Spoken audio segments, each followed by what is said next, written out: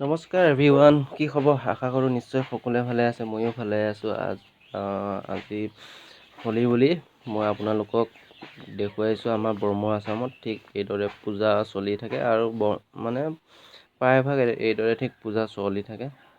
মই এতিয়া আছোঁ বৰ্তমান আছামত। পূজা পাতল চলি আছে সকলো মংগলৰ কাৰণে, আৰু যাতে সকলোৱে মনবোৰ ৰঙীন হৈ পৰে তাই প্ৰাৰ্থনা কৰিছোঁ। আৰু ময়ো পূজা কৰিবলৈ আহিছোঁ, যিহেতু ময়ো অলপমান পূজা কৰিম।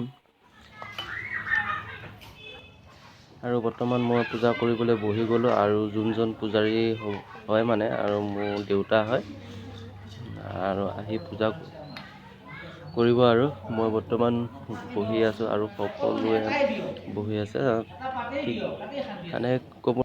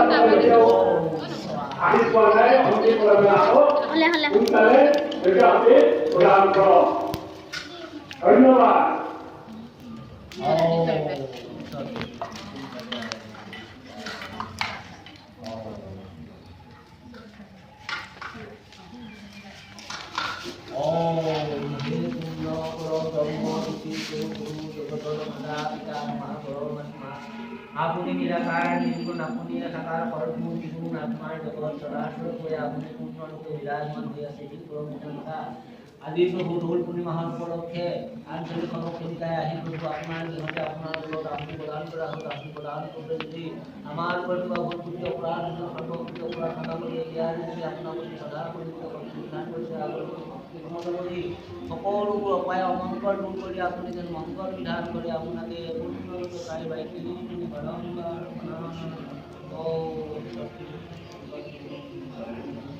সন্তান আৰু পূজা কৰা হোৱাৰ পিছত আপোনালোকক দেখুৱাইছে ঠিক এইদৰে এটা এটা ফুট লৈ যায়। এইটো হ'ল আপোনালোকক দেখুৱাইছে, সকলোৱে এটা এটা ঠিক এইদৰে লৈ আৰু বৰ্তমান ময়ো ল'বলৈ সাজু হৈ আছোঁ।